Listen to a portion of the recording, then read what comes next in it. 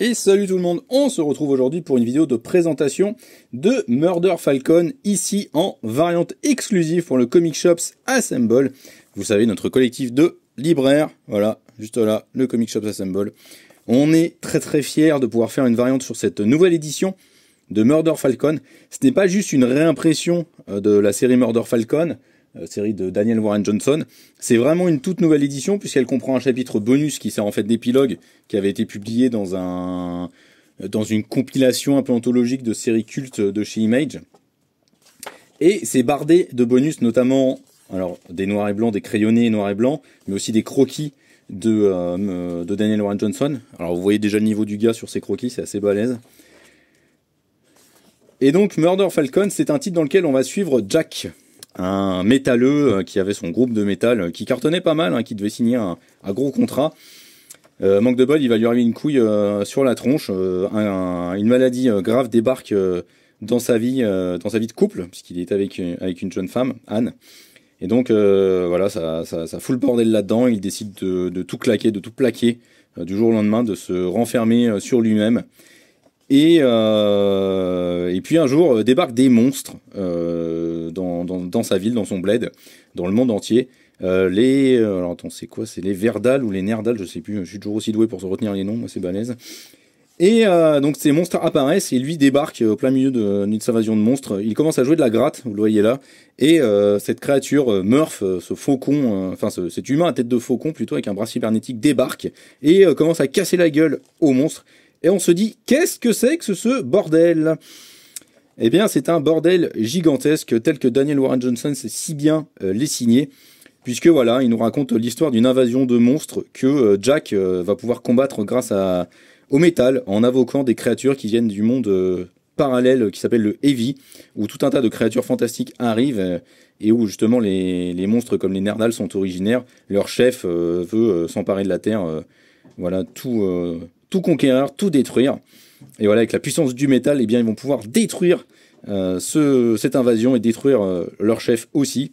Et donc Jack va devoir réunir les anciens membres de son groupe pour se faire, puisqu'il va devoir réunir tout un groupe en fait de rock, de métal pour défoncer cette invasion extraterrestre. Et au milieu de ça, on suit surtout en fait la reconstruction personnelle de Jack. Puisque voilà, on va en apprendre beaucoup sur cette maladie. C'est très bien foutu de la part de Daniel Warren Johnson, parce qu'on pense savoir ce qui s'est passé avec cette maladie, mais en fait on est prêt à rebours là-dessus. Et puis c'est juste très touchant, c'est très bien fait, que ce soit dans les relations avec les personnes que Jack côtoyait et qu'il a complètement abandonné du jour au lendemain pour se replier sur lui-même. Leurs dialogues, leurs échanges, leurs retrouvailles sont à chaque fois hyper touchantes.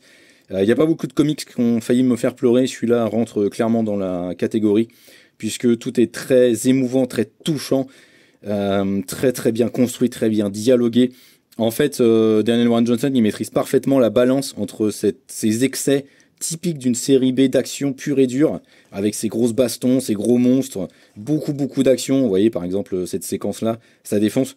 Mais en même temps, des moments beaucoup plus intimes, où c'est vraiment les relations entre les personnages qui sont travaillés. Et en fait, il arrive avec une invasion d'extraterrestres, une invasion de monstres, à nous construire une métaphore sur la maladie. Mais la maladie vraiment au sens général, parce que lui il prend comme cas le cancer. Mais en fait, ça peut se développer de manière plus large sur plein d'autres maladies. Ça peut se transformer sur de la dépression également. Et donc c'est juste tellement bien foutu, juste tellement touchant. Quand on a vécu auprès d'une personne qui a été atteinte d'un cancer, on sent en fait que Daniel Warren Johnson a été touché par cette maladie personnellement. Quand on connaît la dépression et qu'on vit avec une personne dépressive, et qu'on sert un peu d'aidant à cette personne-là, on comprend clairement aussi que Daniel Warren Johnson s'est au moins renseigné, si ce n'est qu'il l'a vécu, il s'est au moins renseigné là-dessus, parce qu'il est très précis dans les dialogues, dans ce qu'il insère comme idée, et c'est dingue en fait. Et je vous emmène pas trop loin dans le tome parce que j'ai pas envie de vous spoiler. Mais vraiment, c'est une dinguerie absolue en fait. Et bon, niveau dessin, de toute façon, Daniel Warren Johnson c'est un tueur. Il n'y a pas grand chose à en dire. Hein. Je veux dire, les planches ça défonce. Il y a des grosses planches plein d'actions, voilà, bourrées d'actions comme ça. Mais voilà, il y a aussi des moments beaucoup plus intimes et qui sont juste, qui sont hyper intenses émotionnellement parlant, quoi. Enfin, vraiment, c'est juste une pépite. Et donc, je suis très heureux que dans le Comic Shops Assemble, on fait cette variante qui représente parfaitement en fait l'esprit du comics avec avec le groupe Et voilà, en hommage aux Beatles, ce groupe de rock hyper soudé qui a révolutionné le rock et la pop en lui apportant plein de choses. Et bien, je trouve que Daniel Warren Johnson avec Murder Falcon, il apporte aussi énormément aux comics. Pour moi, c'est clairement un de ses chefs-d'œuvre. Il y a pas beaucoup de titres de Daniel Warren Johnson que j'ai pas lu. Murder Falcon en faisait partie, et je me suis pris vraiment une baffe mais monstrueuse dans la tête. Je vous encourage à l'acheter, que ce soit en variante Comic Shops Assemble ou en classique. De toute façon, le contenu est le même, c'est juste la couverture qui va changer. Évidemment, pour soutenir le Comic Shops Assemble et nous encourager à faire d'autres projets de ce type-là, il faut mieux acheter la variante. Mais ça, c'est vous qui décidez, vous faites comme vous voulez. Que ce soit chez nous Excalibur ou parmi les 11 autres librairies du collectif, Comic Zone, Astro City, Fictionaut, Evil One à Clermont-Ferrand. Il y a du monde dans le collectif, donc il n'y a pas de raison de se priver, il n'y a surtout pas de raison de passer à côté de ce fabuleux récit qu'est Murder Falcon. Ciao ciao!